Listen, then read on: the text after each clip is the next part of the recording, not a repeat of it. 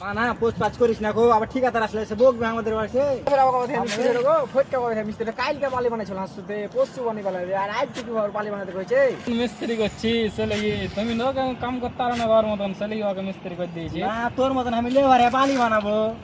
ও মিস্ত্রি কই গেছে তোমার কাছে ভাই এটা হারা যে পরের বেটা হারা তো পরের বেটা কত মিস্ত্রি করতে পারে বাইরের সাইডে যায় তখন বুঝাবুঝি হবে। কামের সাথে ভাইয়ের সাথে কি গো, কাম যেই পারবে তাকে মিস্ত্রি করবো, তুমি পারলে তোমাকে করবো। মনে হয় না যে ভাই হিসেবে কাজ করে যাবো, খালি কথা হিসাবে ভাই হিসেবে আমার দাম আছে বে, যাইলে পারে এখনো 900 টাকা দিয়ে ডাকবে।